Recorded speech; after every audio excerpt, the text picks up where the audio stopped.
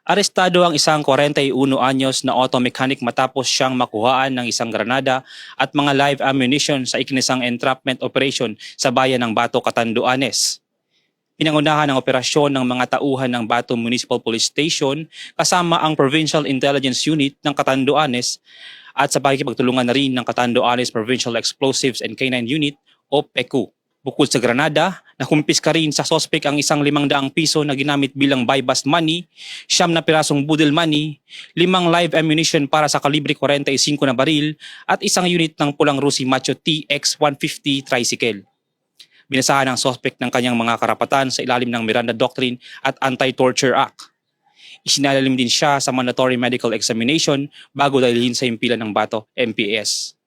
Sa kasalukuyan, nahaharap ang sospek sa mga kasong paglabag sa Section 1 ng Republic Act 9516 o Illegal Possession and Sale of Explosives at Article 5, Section 28 ng Republic Act 10591 o Comprehensive Firearms and Ammunition Regulation Act. Ang Bato Municipal Police Station ay nananawagan sa lahat ng mga mamamayan na may kaalaman o may hawak ng loose firearms o hindi lisensyadong baril, mga bala o anumang uri ng pampasabog na makipag-ugnayan o makipagtulungan sa inyong kapulisan sa pamamagitan ng voluntaryong pagsuko ng mga ito.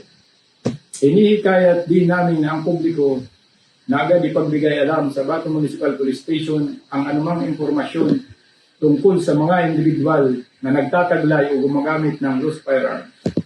Makakaasa ang publiko na ang lahat ng impormasyong ibibigay ay pananatilihin kumpidensyal at gagamitin lamang sa naayon sa batas. Sa pamamagitan ng inyong pakikiisa at pakikipagtulungan, sama-sama nating mapanatili ang isang ligtas, mapayapa at maayos na pamayanan. Maraming salamat po. Mula dito sa Catanduanes Police Provincial Office, ako po si Patrolman LZT Camano, nag-uulat para sa Police News Network. Bagong PNP para sa bagong Pilipinas. Serbisyong mabilis, tapat at nararamdaman.